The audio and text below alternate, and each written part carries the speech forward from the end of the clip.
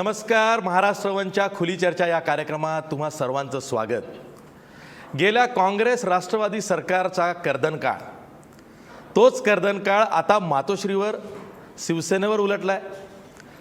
6 महिन्यांपासून शिवसेनेवर मातोश्रीवर थेट आरोप करणारे जर का कोणी असतील तर ते भाजपचे किरीट सोमय्या होते. त्यांनी वारंवार मुंबई महापालिकेत कशा पद्धतीनं भ्रष्टाचार चाललेला आहे, त्यावरती काय केलं पाहिजे, भाजपची दिशा काय असली पाहिजे आणि खरंच युती करण्यात काही हासिल आहे का, याचं आत्मपरीक्षण भाजपला जर का कोणी करायला लावलं असेल तर ते भाजपच्याच किरीट सोमय्यांनी. म्हणूनच किरीट सोमय्या काँग्रेस राष्ट्रवादी पाठोपाठ शिवसेनेसाठी सुद्धा मुंबई महापालिकापुरती कर्दळकार ठरलेले आहेत. आपल्यासोबत भाजपचे नेते खासदार किरीट सोमय्या आहेत. मी मुद्दामहून तुम्हाला काँग्रेस राष्ट्रवादीचे कर्दनकाळ असं म्हटलं कारण लोक हे मान्य करतील की गेल्या 2014च्या विधानसभा निवडणुकीत जर का काँग्रेस राष्ट्रवादीला फटका बसला असेल तर त्यांच्याविषयीची भ्रष्टाचारी नेते, घोटाळेबाज नेते अशी जी लोकांमध्ये प्रतिमा झाली आणि ती करण्यात जर का कोणाचा सिंहाचा वाटा असेल तर तो किरीट सोमय्यांचा आहे. ही महाराष्ट्रातली जनता खरंच मोठ्या दिलानं मान्य करेल. असं काम तुम्ही केलं. पण तेच किरीट सोमय्या आता भाजपच्या मंत्र्यांनी जे काही घोटाळे केले किंवा त्यांची जी प्रकरणं बाहेर आली त्याविषयी बोलत नाही.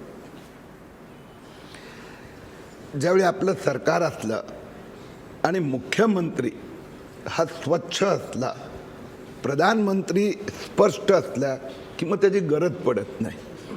म्हणून या परिस्थितीत कोणी जर काही म्हटलं की हा घोटाळा होता तर ताबडतोब मुख्यमंत्री असो की प्रधानमंत्री असो दखल घेतली जाते आणि खरंच जर त्यात काही त्रुटी असेल तर ताबडतोब सुधारायचे ऑर्डर दिले जातात. फरक काय असतो की काही वेळी एरर ऑफ जजमेंट असते, पद्धती असते, ट्रॅप होतात. पण ते ट्रॅप झाल्या तरी तुम्हाला 1 भूल माफ, 2 भूल माफ, पण तो तुमचा प्रोफेशन झाला, ती तुमची कार्यपद्धती झाली. आपण घोटाळेबाज कुणाला म्हणतो, माफिया कुणाला म्हणतो की ती त्यांची जीवन पद्धती आणि त्याचा विरोध आहे.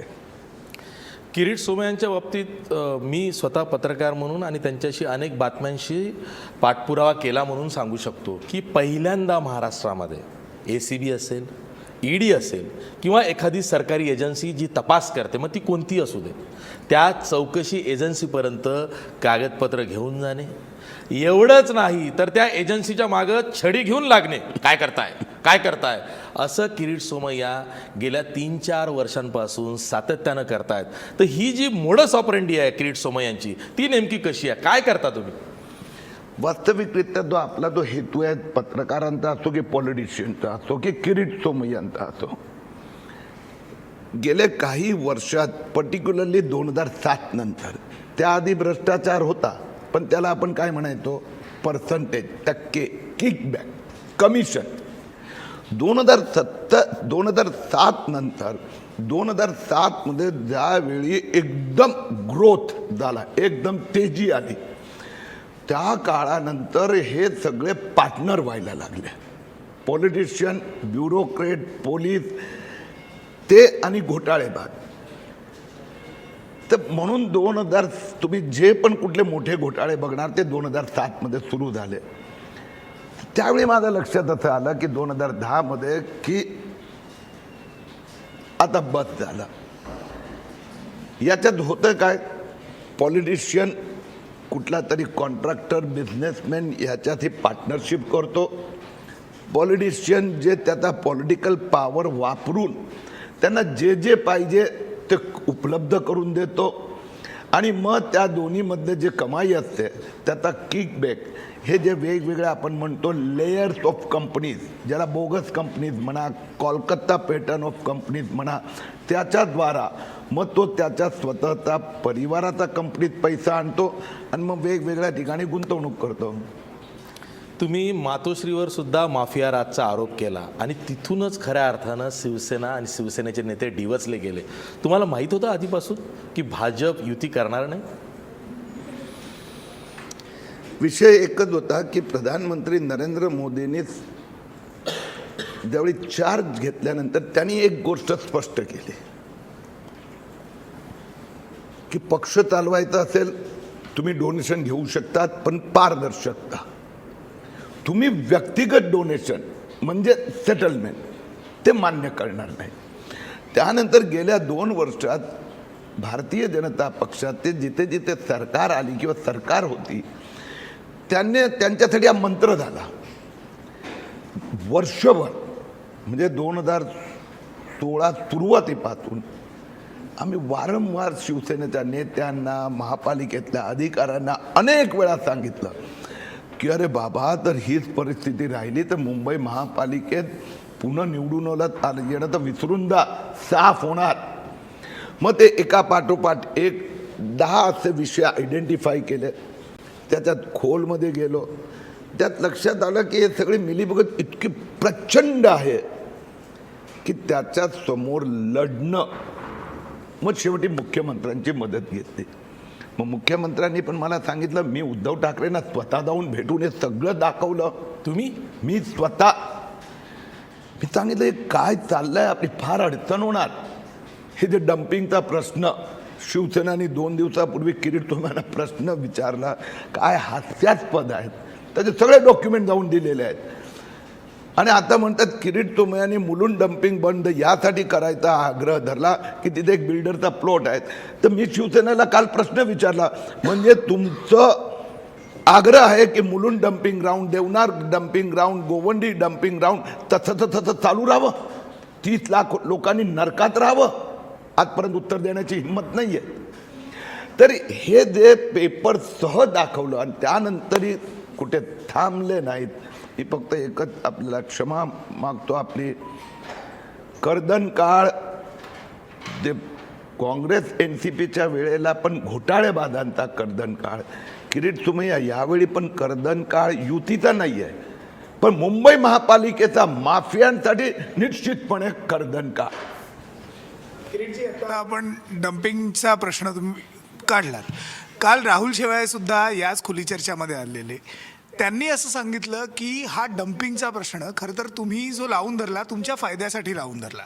जे कॉन्ट्रॅक्ट दिलं गेलं, हा शिवसेना आता तुमच्यावरती आरोप करते की जे कॉन्ट्रॅक्ट दिली गेलेली आहेत या डम्पिंग ग्राउंडच्या बाबतीत ते सगळे भाजपच्या जवळची लोक आहेत आणि म्हणून मग किरीट सोमय्या यांना तो विषय एकतर लावून धरायचा आहे, संपवायचा पण नाही आहे, काही करायचं पण नाही आहे. याचं उत्तर तुम्ही कसं द्याल? कारण का जसं तुम्ही डम्पिंगचा घोटाळा हा शिवसेनेने केला, त्याची कागदपत्र दिलीत, तुम्ही पुरावे दिलेत, तुम्ही सांगितलं की हे असं असं घडतंय, कोर्टाचे आदेश दाखवलेत, तरीसुद्धा सेना हे मान्य करायला तयार नाही आहे. पण ते तुमच्यावर आरोप करतायत की जे कॉन्ट्रॅक्टर्स आहेत ते भाजपच्या आणि विशेष करून तुमच्या जवळचे आहेत आणि म्हणून तुम्ही हे सगळं लावून धरताय. म्हणूनच मी म्हणालो की किती हास्यास्पद गोष्ट आहेत. आणि किमान हे आमचा मित्र पक्षाने तर कुणावर घोटाळ्याचा आरोप करू नये, म्हणजे त्यांचं महापालिकाच माफिया आहे. आता ही जी जनहित याचिका आहे, किती वर्ष दोन्ही आहे, आणि गेले 4 वर्ष नियमितपणे दर महिन्याला मुंबई उच्च न्यायालय त्याची बेंच, आता सध्या जस्टिस अभय ओक की काय काय ऑर्डर दिल्या आहेत. हे मुलुंड डम्पिंग ग्राउंड बंद करण्याचा जो आदेश आहे 3 वर्षापूर्वीचा, म्हणजे त्याच्या आधीपासून मी परत खासदार झालो 2014 मध्ये की पहिली पार्लमेंटमध्ये याचिका केली मुलुंड डम्पिंग ग्राउंड आणि देवनार डम्पिंग ग्राउंडची. एन्व्हायरमेंट मिनिस्टर आले, नॅशनल पोल्युशन कंट्रोल बोर्ड आलं, महाराष्ट्र प्रदूषण महामंडळाचे लोक आले, सगळ्यांनी सांगितलं हे बंद करण्याचा निर्णय झाला, बंद करा, इट इज इलिगल, त्याला परमिशनच नाही आहे.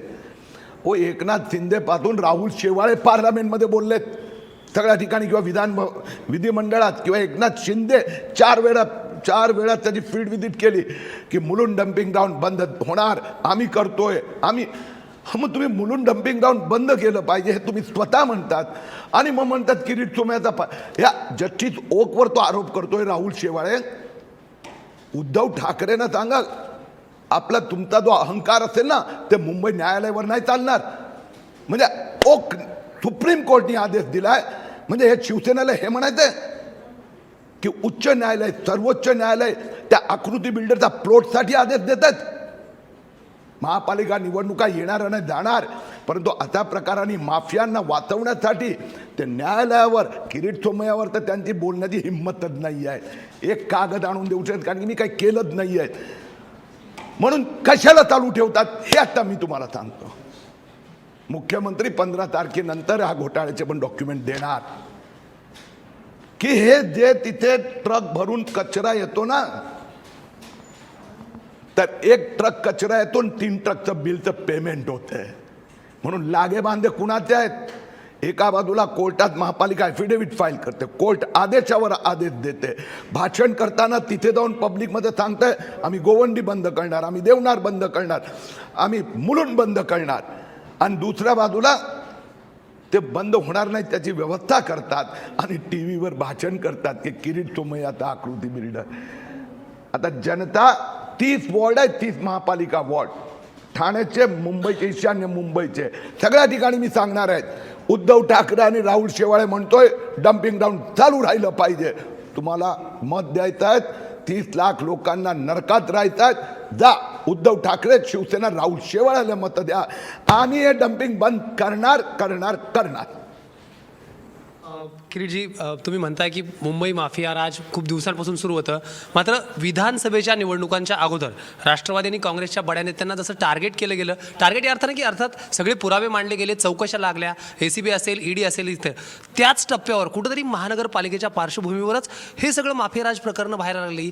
या दोन्हीला कुठे ना कुठे निवडणुकीचा संदर्भ येतो का?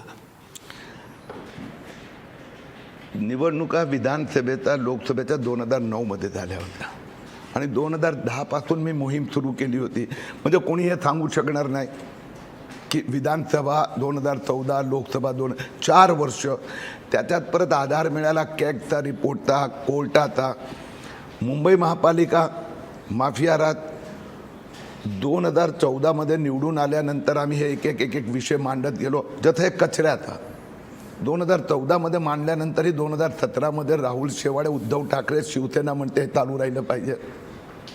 मग 1 वर्ष तर कुणालाही दिलं पाहिजे. मग 2014 ते 15 त्यांना वेळ दिली आणि मग त्यांनी आम्हाला लक्षात आलं की यात आर्थिक लागेबांधे आहेत, ज्याच्यामुळे हे चाललं आहे. मग शेवटी पार्टीला किरीट सोमय्याला मैदानात उतरवावं लागला. ते लागल्यानंतरही 6 SIT नियुक्त झाल्या, 4 राज्य सरकारनी केले. हे जे याचा घोटाळा आला ना, आपला देवनार डम्पिंग ग्राउंडचा जो बाहेर आला, स्क्रॅप घोटाळा, तो मी उचलल्यानंतर मी साईट व्हिजिटला गेलो, सगळं पत्रकार हे ते.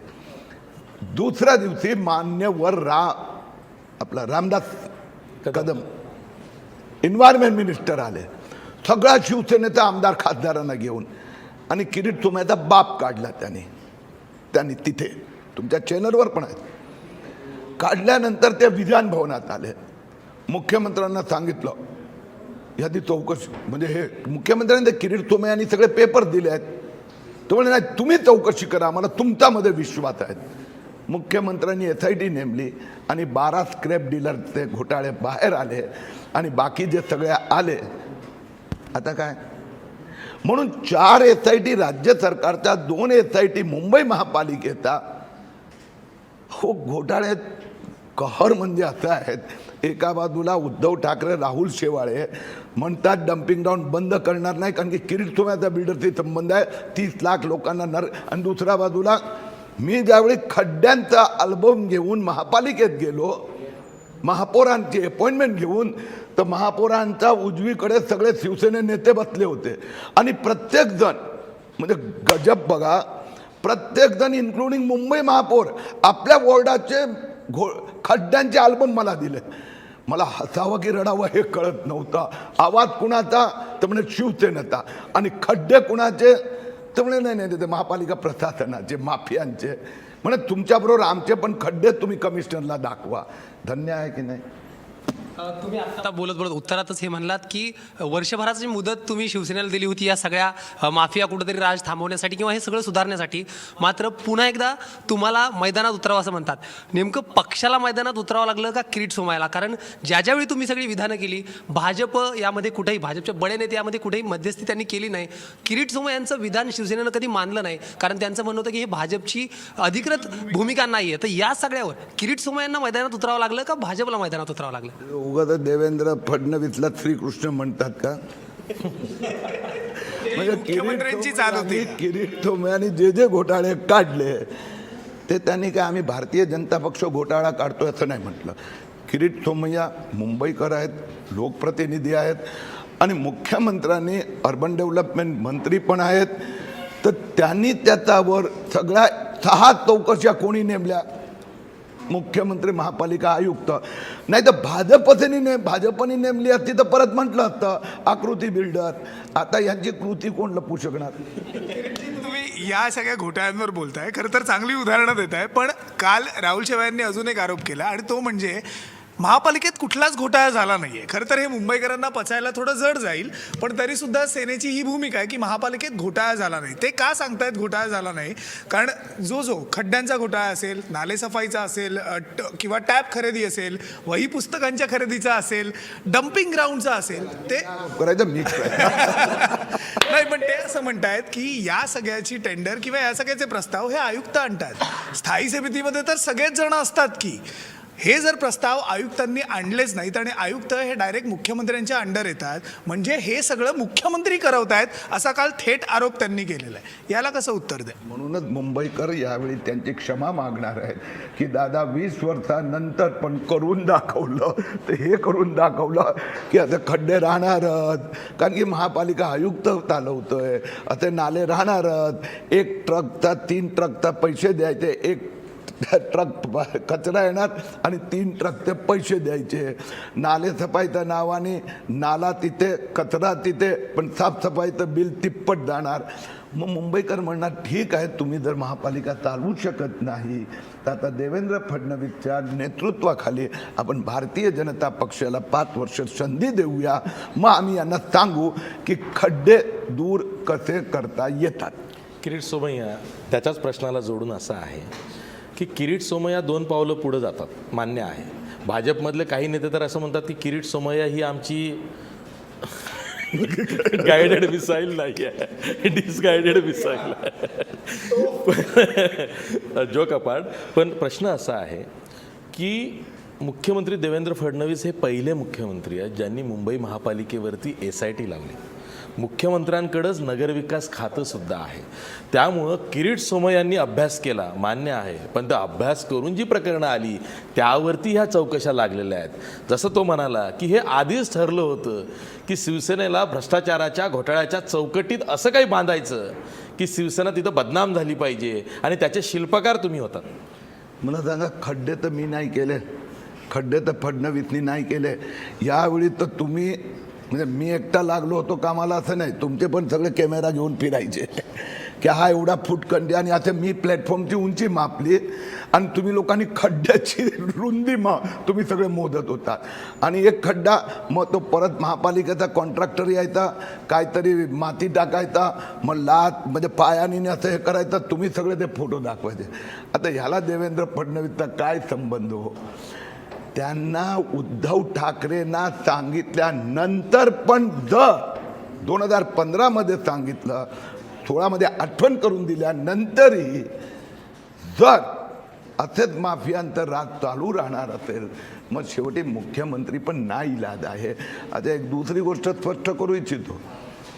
मी जसं सांगितलं श्रीकृष्ण, म्हणजे ते ज्यावेळी मध्यंतर 1-2-4 महिन्यापूर्वी मी हिशोब दिला होता 227चा, मग लगेच कोणीतरी जाऊन रावसाहेब दानवेंना विचारलं, थोड्या किरीट सोमय्याचा व्यक्तिगत काय मत आहे. तर 4 महिने तो अनिल परब, उद्धव ठाकरे सगळे हे किरीट सोमय्याचा पार्टीत आहे काय, त्याला विचारतोय कोण? हा त्याचा व्यक्तिगत, त्याला त्याची पार्टी विचारत नाही, त्याला आम्ही काय उत्तर द्यायचं? आता कुणाचं मत आहे? SIT कोणी नेमल्या, घोटाळे कोणी बाहेर काढले, तुमचे कॉन्ट्रॅक्टर जेलमध्ये कोणी टाकले, 2 महापालिकेचे चीफ इंजिनियर कोणी टाकले, व्यक्तिगत मत. आज भारतीय जनता पक्ष लोकांच्या सामोरे जात आहेत. असू शकते ना एखादा कार्यकर्ता, तुमच्याकडे पण पत्रकार कोणतरी जास्त इनिशिएटिव्ह घेत असेल, तुम्ही त्याचं कौतुक करतातच. आज भारतीय जनता पक्ष जागांचा संबंधी नाही, पारदर्शकता हा विषय घेऊन गेला होता. जर पारदर्शकतेसाठी जर मुंबईकर देवेंद्र फडणवीस आणि किरीट सोमय्याला श्रेय देत असेल तर मी निश्चितपणे देवेंद्र फडणवीसचं नेतृत्वाचं हे कर्तृत्व आहे असं सांगणार. किरीटजी, तुम्ही आता उत्तरामध्ये असं म्हणाला होता आणि मला ते खूप अनेक अर्थानं महत्त्वाचं वाटतं की तुम्ही स्वतः उद्धव ठाकरेंकडं सगळे पेपर्स घेऊन गेला होतात. कधी गेला होतात आणि त्यांना कुठले पेपर्स दाखवले आणि तेव्हा काय चर्चा झाली? मी तुम्हाला सांगतो, 10 घोटाळ्यांचे पेपर्स दाखवले. नाला सफाई घोटाळा, कचरा घोटाळा, पेवर ब्लॉक घोटाळा, सिमेंट कॉन्क्रीट रोड घोटाळे, खड्डे घोटाळे आहेत, ऑक्ट्रोय घोटाळे, अशा प्रकाराचे ते वॉटर टँकर, म्हणजे 10 प्रकारचे घोटाळ्याचे सेट. हे कशा प्रकाराने होत आहे व्यवस्थित. एक गोष्ट तर तुम्ही पण मान्य करणार की होमवर्क झाल्यानंतरच मी बोलतो, आणि ते नंतर 10 होमवर्क मी महापालिका आयुक्तांना दिले आणि मुख्यमंत्र्यांना दिले. त्यातनं त्यांनी चौकशी केली आणि आता बाकी आपल्यासमोर आहेतच. मला शिवसेनेला दोष द्यायचा नाही आहे, शिवसेनेत पण चांगली माणसं आहे. प्रॉब्लेम आहे जे महापालिकेतील माफिया आहेत आणि त्यांचे आर्थिक लागे बांधे, त्याच्यावर जर आपण अतिनिर्भर झालात मग थांबवणं जड जातं. किरीट सोमय्यांनी एखादं प्रकरण काढलं, एखादा घोटाळा बाहेर काढला की तो मागं लागतो आणि ज्याच्या मागं किरीट सोमय्या लागतात त्याला शेवटपर्यंत झोप लागत नाही. हे महाराष्ट्रानं गेल्या 5 वर्षात बघितलेलं आहे. किरीट सोमय्यांना काही प्रश्नही विचारायचे आहेत की त्यांच्या भविष्यवाण्या ज्या असतात त्या बहुतांशी खऱ्या ठरतात, पण एक भविष्यवाणी अजित पवारांच्या बाबतीतली ती अजूनही खरी ठरलेली नाही. त्याविषयी सुद्धा त्यांना आपल्याला छेडायचं आहे, डिवचायचं आहे. पण ब्रेक नंतर.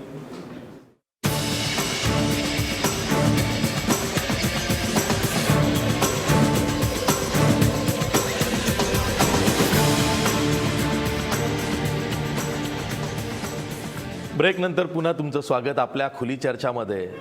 भाजपचे खासदार किरीट सोमय्या आहेत आणि किरीट सोमय्या म्हटलं की घोटाळेबाजांची काही खैर नसते. आपण युतीच्या संदर्भात बोलत होतो. युती तुटली आहे, पण शिवसेनेचे मंत्री राज्य मंत्रिमंडळात कायम आहेत. शिवसेना म्हणते आम्ही वेट अँड वॉचच्या भूमिकेत आहोत, योग्य वेळी आम्ही आमच्या मंत्र्यांचं काय करायचं ते ठरवू. पण मग भाजप जेव्हा युती तुटली आहे आणि उद्धव ठाकरे पक्षप्रमुख म्हणून असं सांगतात की आता भाजपबरोबर भविष्यात कुठल्याच निवडणुकीत शिवसेना युती करणार नाही, अशा वेळी मुख्यमंत्री शिवसेनेच्या मंत्र्यांना मंत्रिमंडळात ठेवतात का? पण मुद्दा जो आहे तो माफियांचा आहे. मुंबई महापालिका माफियांच्या ताब्यात असल्यामुळे मुंबईचा विकासच होत नाही आहे.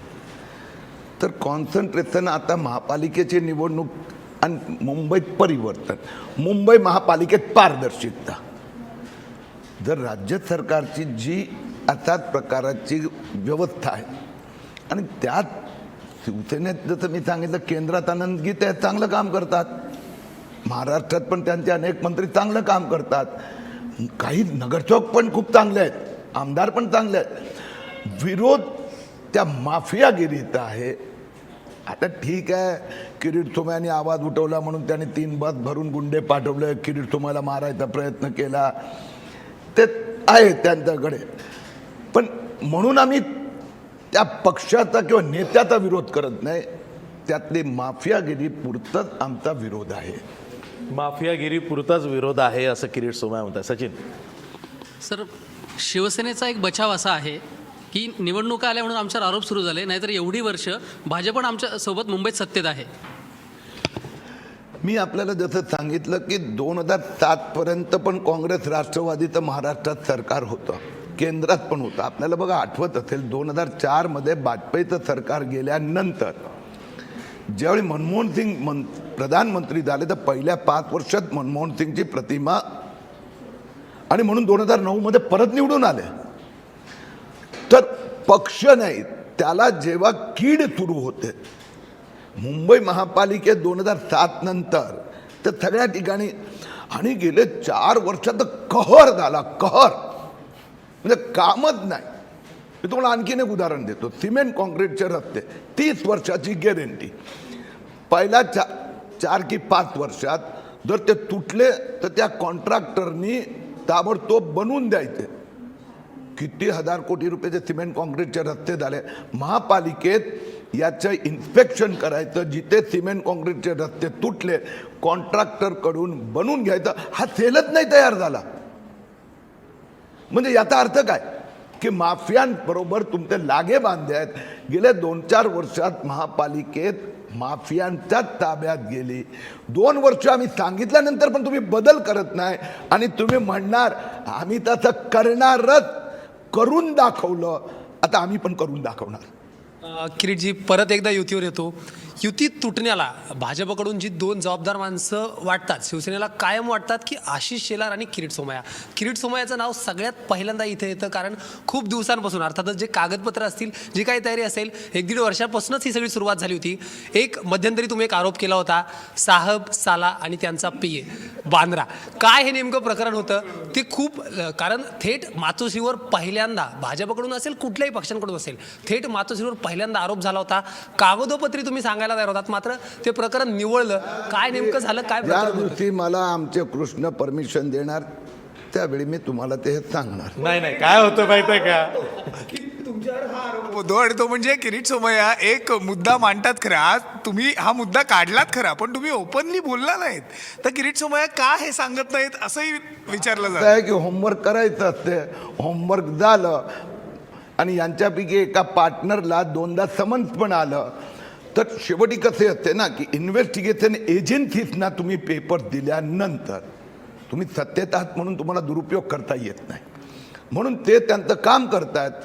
योग्य वेळेला ज्यावेळी त्यांचा सगळा तपास पूर्ण होणार त्यावेळी मग कुठून कुठे कसा पैसा गेला, कसं काळाचा पांढरा झाला, छगन भुजबळनी ज्या कंपनीमध्ये ब्लॅक ते व्हाईट केले त्याच भुजबळाचा त्याच कंपनीत महापालिकेचा माफियाचे पैसे कसे पांढरे झाले येईल. नाही, किरीटजी, प्रश्न असा आहे की किरीट सोमय्या एखाद्या प्रकरणाचा जेव्हा उच्चार करतात त्याच्या आधी ते ईडीपर्यंत गेलेले असतात, त्याच्या आधी त्यांचं पत्र ACBकडे गेलेलं असतं, त्याच्या आधी त्यांचं पत्र गृह विभागाच्या अतिरिक्त मुख्य सचिवाकडे गेलेलं असतं. हे सर्वांनी बघून आहे, हे सर्वजण बघतात. अशा वेळी तुम्ही म्हणताय मातोश्री, साहेब, मेवणा, PA, लोक संभ्रमात आहेत की थेट आरोप अजून किरीट सोमय्या का करत नाही आहेत. आणि मग तुम्ही मध्यंतरी हेही सांगता की मी स्वतः उद्धव ठाकरेंकडे जाऊन आलो, सगळे पेपर्स दाखवले, मग आम्हाला असं वाटतं की किरीट सोमय्यांनी काही छुपी मांडवली केली आहे की काय. आता आपल्याला हे माहीत आहे की आज अवस्था काय झाली. शेवटी त्यांना पारदर्शकता मान्य नाही असं स्पष्ट म्हणावं लागलं. त्याचं कारण असं आहे की आता एका पाठोपाठ एक माफियागिरी बंद व्हायची सुरुवात झाली आहे. मुद्दा असा आहे की तो जो भ्रष्टाचार, घोटाळा, माफियांचं राज्य बंद करायचं आहे. मी एक फक्त, तुम्ही अनेक एजन्सीची नावं दिली, त्यात आणखीन एक एजन्सी सांगतो. हे करताना एक आणखीन मी करत असतो की ती फाईल त्याचे 2 एक्स्ट्रा कॉपी काढतो आणि ते 2 आणखीन ते एकदम विश्वासू लोकांकडे ते पोचवतो. त्याचं कारण आहे की तुम्ही ज्यांच्याशी युद्ध सुरू केलं आहे, संघर्ष, ते काहीही करू शकतात, काहीही करू शकतात. माफिया ते मध्यंतरी पोंदी कंपनीचं जे काढलं होतं त्याला 10-20 हजार कोटी रुपये ते कुठून उचलून किरीट सोमय्याला फेकून देणार. म्हणून हे जे म्हणतोय की याची जे चौकशी सुरू झालेली आहे त्यांच्या 2 कॉपीज 2 ठिकाणी पोचवलेल्या आहेत. आता ज्यावेळी तपास पूर्ण होणार, मध्ये किरीट सोमय्यावर हल्ला झाला, असं परत काय समजा झालं तरीही माफिया तुटणार नाही. मला एक जोडून असा एक प्रश्न विचारायचा आहे. नेहमी हा प्रश्न माझ्या मनात येतो, जेव्हा एखादा माणूस सतत कोणाचे ना कोणाचे घोटाळे काढत राहतो, सतत कोणाच्या ना कोणाच्या प्रकरणांचा पाठपुरावा करत संबंधित एजन्सीजकडे जातो, त्यावेळी त्या माणसाला असं वाटत नाही की आपलंही एखादं प्रकरण दुसरं कोणी काढेल? तुम्ही ते काही दिवसापूर्वी एक आपले एडिटर माझ्याकडे चहा प्यायला आले होते. त्यांनी हे वाक्य कशा पद्धतीने सांगितलं की माझं जे घर आहे, ऑफिस आहे, दिल्लीचं घर, सगळं टोटल आता ग्लास हाऊससारखं, म्हणजे ट्रान्सपरंट. ते म्हणतात हीच किरीट सोमय्याची विशेषता आहे, टोटल पारदर्शकता आहे. आणि ज्या माणसाने आयुष्यात एक पैशाचा घोटाळा केला नसेल तो तेवढी हिंमत करू शकतो. मी देशासाठी आयुष्य दिलं आहे, माझ्या पत्नीने दिलं आहे, माझा मुलगा त्यात पावलावर पाऊल ठेवतोय. कुणीतरी हे केलं पाहिजे. म्हणूनच जे आहे ना, हे जे माफियांचे सरदार, किरीट सोमय्याला हात लावायची हिंमत होत नाही. किरीटजी, खरं तर अशी जी सगळी प्रकरणं आहेत त्याचं एक इन्व्हेस्टिगेशन करताना किंवा त्याचा एक फॉलोअप घेताना एक वेगळी बैठक असणं अपेक्षित असतं. खरं तर अँटी करप्शन असेल, ईडी असेल, ही जी सगळी अधिकारी वर्ग आहेत त्यांच्याशी जो रेपो किरीट सोमय्यांचा आहे गेल्या काही वर्षांपासून आपण बघतोय, यांच्याकडून ती कामं करून घेणं किंवा पाठपुरावा करणं, असं अनेकदा असे देखील आरोप झाले की यांचं आणि किरीट सोमय्यांचं कुठंतरी मिळतं जुळतं आहे. कारण एखादी धाड पडणार असेल, एखादा छापा पडणार असेल तर किरीट सोमय्यांना अगोदरच कळतो. हे सगळं कसं जमवून आणलं? कारण अँटी करप्शन, ईडी, जी काही डिपार्टमेंट आहेत, हे सगळं गेल्या कित्येक वर्षांपासून फॉलो होतंय. काय नेमकं याच्या मागचं रहस्य आहे? तुमची मला सहकार्य करतात अशी चर्चा आहे. हो, प्रामाणिकता, कमिटमेंट. फक्त आपण भ्रमात राहू नये की फक्त पॉलिटिशियनमध्ये, किरीट सोमय्यामध्येच कमिटमेंट आहे. ACB पण आहेत, CID मध्ये पण आहेत, CBI मध्ये पण आहेत. सगळ्या ठिकाणी चांगली माणसं आहेत, सगळ्या क्षेत्रात. पत्रकारितेत पण त्या चांगल्या माणसाला चांगलं काम करण्याची इच्छा असते. ज्यावेळी असा प्रकारचा समजा किरीट सोमय्या पॉलिटिकल ॲक्टिव्हिजम दाखवतोय तर त्याला दुसरे 10 लोक मदत करतात. 15 दिवसापूर्वी मुंबईत एका नॅशनल कॉन्फरन्स होती इन्व्हेस्टिगेटिव्ह एजन्सीची. त्याचा नॉर्थ इंडियाचा जो इन्चार्ज डिरेक्टर, आधीपासून त्यांनी माझी वेळ ठरवली होती की आपके साथ चाय पिना है. चहा प्यायला आला आणि त्यांनी एका फार मोठ्या प्रकरणाची चर्चा केली. तर मुद्दा असा आहे, तुम्ही प्रामाणिक असाल तर एजन्सीज प्रामाणिक असतात. आणि म्हणूनच 2G स्कॅमपासून, कोळसा स्कॅमपासून CBI चीफवर आता इन्व्हेस्टिगेशन नेमलं सुप्रीम कोर्टाने, तर आपल्या रणजित सिन्हावर. त्यामुळे ते शक्य आहे. किरीट सोमय्या काँग्रेसवरती आणि मातोश्रीवरती सुद्धा घराणेशाहीचा आरोप करत आलेले आहेत. आता मुंबई महापालिका निवडणुकीत किरीट सोमय्यांच्या पत्नी मेधा सोमय्या, मुलगा नील सोमय्या यांना सुद्धा तिकीटं द्या अशी मागणी होत्या. मग ही घराणेशाही नाही का? पहिलं तर असं आहे की माझी लढाई न काँग्रेसची आहे न मातोश्रीची आहे, लढाई माफियांची आहे.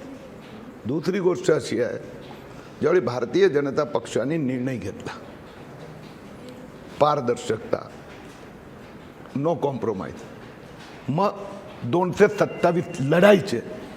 आणि 227 लढताना मग प्रत्येकाने आपली जबाबदारी उचलावी लागणार. त्यावेळी समजा मुंबई भाजप अध्यक्षांना, मुख्यमंत्रींना असं वाटलं की बाबा प्राध्यापक डॉक्टर मेधा सोमय्यांनी कुठून उभं केलं पाहिजे, कारण की महापालिकेत चांगली माणसं पण पाठवावी लागणार. त्याचबरोबर की आम्ही या लढाईसाठी सर्वस्व पणाला लावतोय, हा मेसेज कार्यकर्त्यांनाही द्यावा लागतो. कारण की माफियांच्या विरुद्ध लढणं सोपं नाही आहे. तर माफियाचा गडमध्ये जाऊन त्याला आव्हान देणं हे आशिष शेलारची त्याची आयडिया आहे. आता मुख्यमंत्री आणि आशिष शेलार ठरवणार कोणी कुठे. मेधा सोमय्या कोणत्या वार्डातून इच्छुक आहेत आणि नील सोमय्या कोणत्या वार्डासाठी प्रयत्नशील ना आहे? मेधा सोमय्या इच्छुक आहे ना नील सोमय्या इच्छुक आहे. मेधा सोमय्या आता TISS मध्ये डिरेक्टर आहे, होणारी. हे काहींच्या मनात ही आयडिया आली आणि त्यांनी आशिष शेलारला सांगितल्यानंतर, आशिषने आता मुख्यमंत्र्यांची चर्चा केल्यानंतर ते 5-7 लोक आपण महापालिकेत उभे केले पाहिजे, ज्याच्यामुळे लोकांना असं विश्वास निर्माण होणार की नाही, BJP पारदर्शकतेसाठी सगळं पणाला लावतंय. मुख्यमंत्री किती वेळ देतात त्यावेळी मुंबई महापालिकेसाठी? पण घरातले तिन्ही मेंबर लोकप्रतिनिधी करायचं हे किरीट सोमय्यांनी ठरवलंय. वास्तविकरित्या कोणीच ठरवलं नाही आहे. वास्तविकरित्या हे असं आहे, आता पक्षाने विचार करायचा आहे, अजून तर कोणाला उभं करायचं की नाही ह्याचा अजून रोज मिटिंगा चालू आहेत. परंतु एक गोष्ट खरं आहे की किरीट सोमय्याचा मागे त्याचा पूर्ण परिवार एक होऊन उभा आहे, म्हणूनच तो एवढं काम करू शकतो. नाहीतर केव्हा हार्टफेल झाला असतं. एवढ्या धमक्या, एवढं दहशतीचं वातावरण, तुम्ही या सगळ्या जे उतरले ना आमचे मित्रपक्ष, त्यांच्या एखादी भाषा आणि शब्द बघा. ही पद्धत आहे त्यांना उत्तर मुंबईकर देणार. किती धमक्या देतात. 3 बस भरून माणसं पाठवले. तुम्ही विचार करा, माझ्या आईची माझ्या पत्नीची काय अवस्था असेल. पण म्हणून एक होऊन आम्ही सगळे देवेंद्र फडणवीसच्या नेतृत्वाखाली माफिया मुक्त, खड्डे मुक्त मुंबई. किरीट सोमय्या हे असं व्यक्तिमत्व आहे ते 24 तास राजकारण करतं, 24 तास कुठल्या ना कुठल्या प्रकरणात गुंतलेला असतो. म्हणजे हा माणूस एवढं काम करतो की यांचे विरोधकही सांगतात ये हार गए फिर भी खाली नाही बैठेंगे, ये वापस काम पे लगेंगे. 2009ला ते निवडणूक हरले होते. दुसऱ्या दिवशी मीडियाने बघितलं की हा माणूस पुन्हा कामाला लागला होता, पुन्हा पक्षाचं काम करत होता आणि तीच चिकाटी त्यांना 2014मध्ये जिंकून घेऊन गेली. हे किरीट सोमय्या आहेत. त्यांना आपण पुन्हा आणखीन प्रश्न विचारायचे आहेत. आता किरीट सोमय्या यांच्या वागण्यातल्या ज्या त्रुटी आहेत त्यावरही आपण चर्चा करणार आहोत. खास करून त्यांनी जी काही प्रकरणं पुढं आणली त्या प्रकरणांचं झालं काय हे त्यांना विचारायचं आहे, पण ब्रेकनंतर.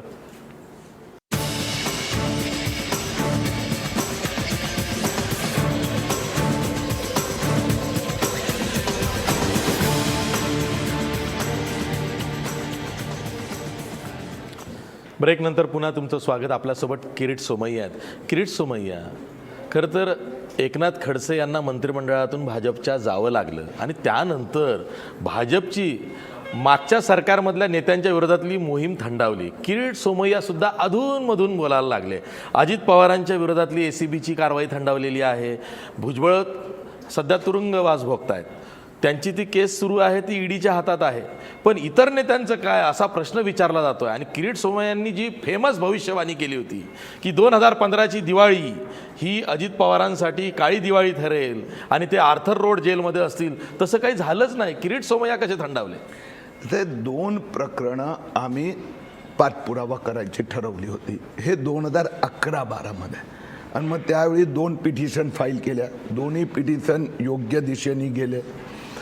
त्यातनं एकामध्ये निकाल लवकर लागला, दुसऱ्यामध्ये पण ॲक्शन सुरू झाली. सिंचन घोटाळ्यात पण जो खत्री FA कन्स्ट्रक्शन त्याची पण अटक झाली. आता त्याची जी पहिली चार्जशीटमध्ये अजित पवार तटकरेचं नाव पण उल्लेख पण झाला. आता त्याच्यानंतर ACB आणि ED आम्ही पाठपुरावा करत असतो.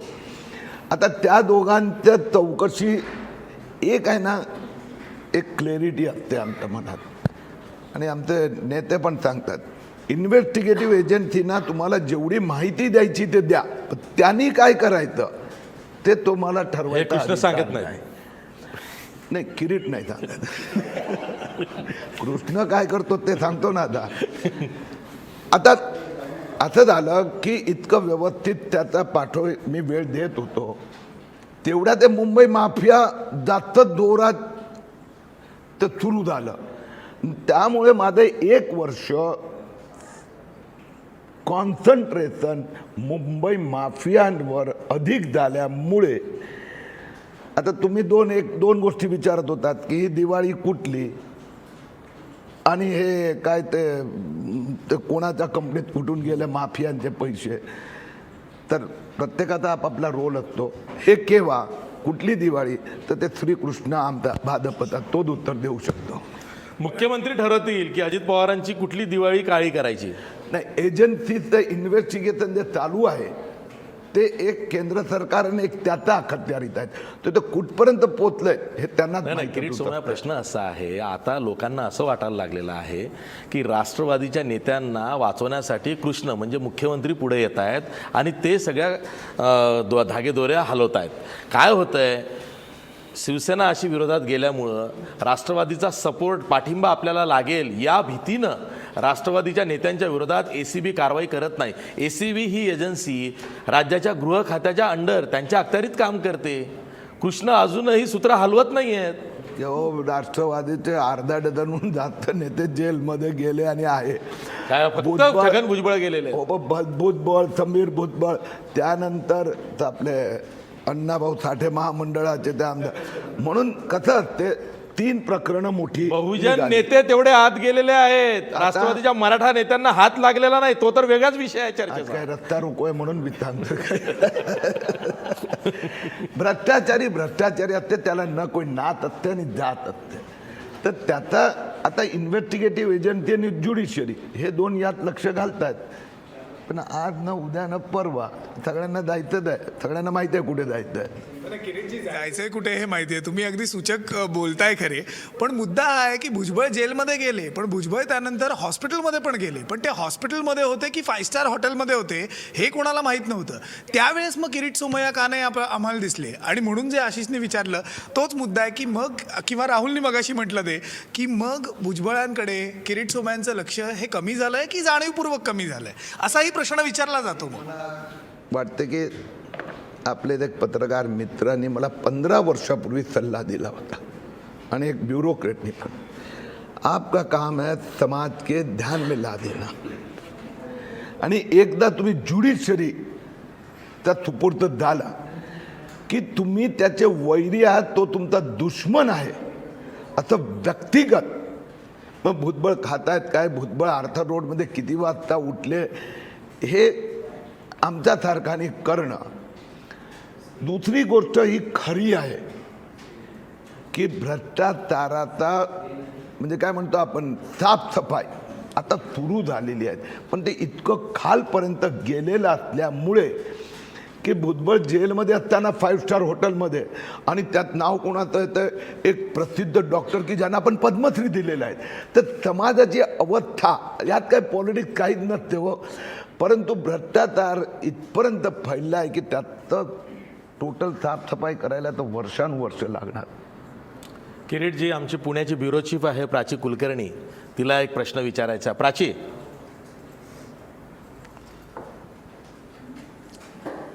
किरीटजी, आता आशिष सरांनी उल्लेख केला त्या सगळ्या गोष्टींबाबत तुम्ही पुण्यातही आल्यानंतर वारंवार बोललेला होता. जेलमध्ये कोण कोण नेते जाणार आणि कधी कधी जाणार याचा उल्लेख करत होता. आणि अर्थात या सगळ्याचा फोकस होता ते स्वच्छ प्रतिमा, भाजपची स्वच्छ प्रतिमा कायम तुम्ही फोकस करत आलेला आहात. पण पुण्यामध्ये आज जर पाहिलं, खरं तर हा प्रश्न यापूर्वी विचारून झालाय, पण पुण्यामध्ये जर आपण पाहिलं तर ज्या ज्या लोकांना भाजप सध्या घेतंय, भाजपचा जो क्लीन इमेज पोर्ट्रे केला जात होता तो गेला कुठे आहे? कारण एकापाठोपाठ एक अनेक गुंडांचे प्रवेश नाही तर पदं त्यांना दिली जात आहेत आणि मग नंतर डिनाय करायचं, पदं दिले गेल्यानंतर डिनाय करायचं की यांना आम्ही कधी घेतलंच नव्हतं. हे नेमकं धोरण काय आहे भाजपचं? वास्तविकरित्या आपल्याला ज्यावेळी एवढी मोठी लढाई लढायची असेल तर काही वेळेला काही ठिकाणी छोट्या लोकांना पण बरोबर घेऊन जाऊन ते जर स्वच्छ आणि स्वस्थ व्हायला तयार असेल तर त्यांना बरोबर घेऊन जाऊन पहिलं जे मूळ आहे ते संपवायचं आहे. हे मला मान्य आहेत की अनेक ठिकाणी अशा प्रकारचे लोक पण भारतीय जनता पक्षात येतात की ज्यांचा, परंतु ते यापुढे जर व्यवस्थित वागणार असेल तर भारतीय जनता पक्ष त्यांना बरोबर घेऊन गुंडारी पहिलं चालणार आहे मोठ्या तुम्हाला? भ्रष्टाचारीला संपवायचं आहे. मुद्दा प्राचीचा आहे की जर त्या व्यक्तीची पार्श्वभूमी ही गुंड प्रवृत्तीची असेल, जर त्याच्यावरती गुन्हे दाखल झाले असतील, जर तो नुकताच जेलमधनं बाहेर आला असेल, तर अशा पद्धतीच्या या प्रवृत्तीच्या लोकांना भाजप स्थान देणार का? कारण 2014च्या अगोदर, निवडणुकीच्या अगोदर मोदींनी हे सांगितलं होतं आणि मुख्यमंत्र्यांनी सुद्धा हे सांगितलं होतं की आम्ही क्लीन गव्हर्नन्स देणार आहोत, आमच्याकडे अशा पद्धतीच्या लोकांना स्थान नाही. तर मग आज निवडणुकीच्या तोंडावर हे गुंड प्रवृत्तीचे लोक भाजपात कसे दिसत आहेत, हा प्राचीचा प्रश्न होता. ते त्या मनात नाही संबंध. मुंबईत, महाराष्ट्रात काही लोकांच्या मनात हा प्रश्न येत असतो, पार्टीत पण त्याची चर्चा होत असते आणि त्या बाबतीत पार्टीनी क्लॅरिटी ठेवली आहे की अशा प्रकारची गुंडगिरी भाजपमध्ये चालणार नाही.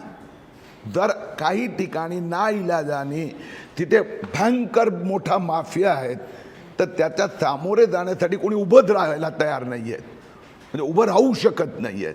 तर त्यावेळेला ह्यांना संधी देऊन आपल्याला तिथे थोडी एक काहीतरी चांगली पार्श्वभूमी तयार करता आली.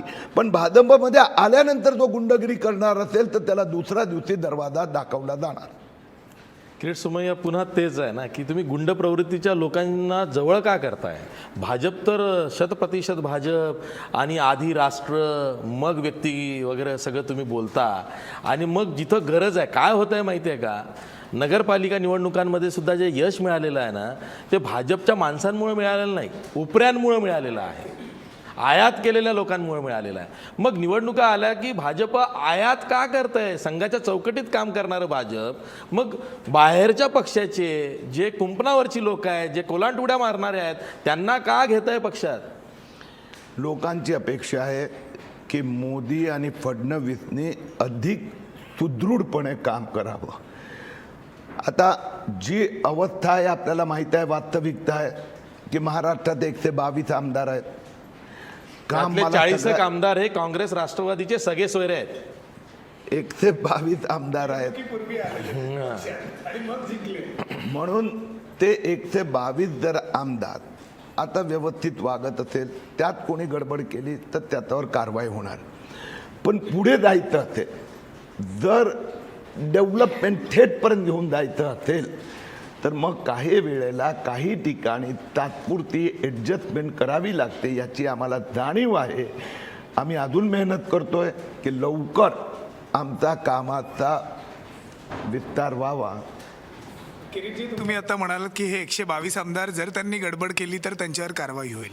पण या राज्य सरकारमध्ये असे अनेक मंत्री आहेत ज्यांच्यावर भ्रष्टाचाराचे आरोप झाले, पण त्यांच्यावर काही कारवाई झालेली दिसत नाही आहे. खडसेंनी स्वतःहून राजीनामा दिला, तो त्यांचा ॲक्सेप्ट करून घेतला, पण बाकीच्यांसाठी ते काही न्याय लागले नाही आहेत. पण मुख्यमंत्र्यांनी सगळ्यांना क्लीन चिट दिलेली आहे विधिमंडळात उभं राहून. मग हे सगळं जे चाललेलं आहे, मग मुख्यमंत्र्यांना क्लीन चिट मुख्यमंत्री म्हणतात, क्लीन चिट देणारं हे सरकार आहे असं म्हणतात. या आरोपांकडे कसं बघता? कारण तुम्ही म्हणालात की गोंधळ झाला तर मग कारवाई होईल, पण ती झालेली बघायला मिळत नाही आहे. आत्तापर्यंत का कारवाई होत नव्हती? What is Kirit Somaiya?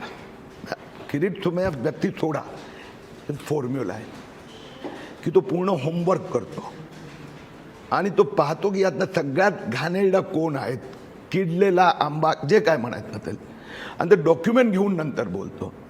झालं काय, गेल्या काही वर्षात दुर्दैवाने कोणावरही काहीही आरोप करणं ही प्रथा होत चालली आहे. आत्ताची गोष्ट आपण महिन्यापूर्वी ते घेऊया. सुप्रीम कोर्टात ते सहाराचे डॉक्युमेंट डायरी घेऊन कुठपर्यंत गेले लोक? म्हणजे प्रशांत भूषणनी तर सुप्रीम कोर्टात चीफ जस्टिसवर आरोप केला आणि त्यानंतर सुप्रीम कोर्टाने सांगितलं की ऐसे कागद के आधार पर आप देश के प्रधानमंत्री के ऊपर आरोप लगाओगे, how will be able to function? मुद्दा काय आहे? आरोप करणं एक, आमचं फार स्पष्ट म्हणणं आहे, आरोप डॉक्युमेंट प्रूफ नाही हो. खरंच म्हणजे यात काय असेल, कार्यपद्धती बदल असेल तर लगेच सुधारलं जातं. आता काही ठिकाणी 3 लाख ई टेंडरिंग हे सगळं सुरू झालं, घोटाळे होते चिक्कीच्या ह्याच्यात, पण ती सुधारणा होत गेली. कोणी व्यक्तिगत यातना पैसा ढापला आहे हे ज्याच्या विरोधात येते त्याच्यावर ताबडतोब ॲक्शन घेतली जाते. किरीट, जे प्रश्न असा आहे की तुम्ही कन्सल्टन्सी का देत नाही काँग्रेस राष्ट्रवादीच्या नेत्यांना? एवढे प्रायमा फेसी दिसत आहेत, घोटाळे झालेले आहेत, ते जेलमध्ये जात आहेत. काय झालं आहे, त्यांच्याकडं किरीट सोमय्यांसारखा कोणी नाही आहे हो एवढा पाठपुरावा करणारा. त्यांची बोंब वेगळीच आहे, ते खाजगीच सांगतात. आमच्याकडे जर का एक किरीट सोमय्या असताना तर 2 वर्षात हे भाजपचं सरकार घरी गेलं असतं. मी फडणवीसना सांगतो, हे मी मुख्यमंत्र्यांना सांगतो. बरं, तुम्हाला एक शेवटचा प्रश्न विचारतो. तुम्ही एवढा पाठपुरावा करता, वर्कोहोलिक किरीट सोमय्या आहे, तरी सुद्धा किरीट सोमय्यांचा केंद्रीय मंत्रिमंडळात नंबर का लागत नाही? किरीट सोमय्यांना मंत्रिपद दिलं का जात नाही? आता अजून पक्षासाठी काय करायचं बाकी आहे किरीट सोमय्यांनी? माझी पत्नी आता फार सुंदर उत्तर देते, मेधा. ती म्हणते प्रत्येकाचं ज्याला तो विकेट किपर असतो विकेट किपरच असतो, तो गुगली बॉलर असतो तो गुगली बॉलरच राहिला पाहिजे. त्याला ओपनिंगमध्ये बॅटिंगमध्ये पाठवून चालत नाही. जर समाज स्वच्छ करायचा असेल, तर काही लोकांनी सरकारमध्ये ना काहींनी संघटनमध्ये राहावं लागणार. मला समाधान या गोष्टीचं आहे, मी इमानदारीत सांगतो, लाल दिव्याच्या गाडीपेक्षा आज तुमच्या शोमध्ये आल्यानंतर तुम्ही जे लाईव्हमध्ये जे किरीट तुम्ही आता कमिटमेंटचं कौतुक करतात ना, तेच खूप मोठं. दिस इज किरीट सोमय्या. किरीट सोमय्या हा फील्डवरती लढणारा कार्यकर्ता आहे आणि पक्षालाही माहिती आहे की लाल दिव्याच्या कोणात या हिऱ्याला अडकवता कामा नये. म्हणूनच किरीट सोमय्या हे विरोधकांच्या विरोधात लढतात, पक्षासाठी लढतात, अशी त्यांची आज प्रतिमा झालेली आहे. जसं ते म्हणाले की त्यांचं कौतुक आपल्याला करावं लागतं. खरंच त्यांचं कौतुक त्यामुळंच करावं लागतं की हा माणूस सदैव कुठले तरी पुरावे घेऊन, कुठला तरी साक्षीदार घेऊन भांडत असतो. मग तो रेल्वे अपघातामधले काही होरपळलेली लोकं असतील त्यांच्यासाठी म्हणा किंवा माफियांच्या विरोधात असेल. आता झालं आहे काय की युती तुटलेली आहे आणि युती तुटली जी सेना भाजपची, त्याचे शिल्पकार किरीट सोमय्या झालेले आहेत. त्यामुळे ते तसेही चर्चेत राहणार आहेत. आज आपण इथंच थांबूया, पुन्हा भेटूया नव्या पाहुण्यांसह. तोपर्यंत बघा महाराष्ट्र वन.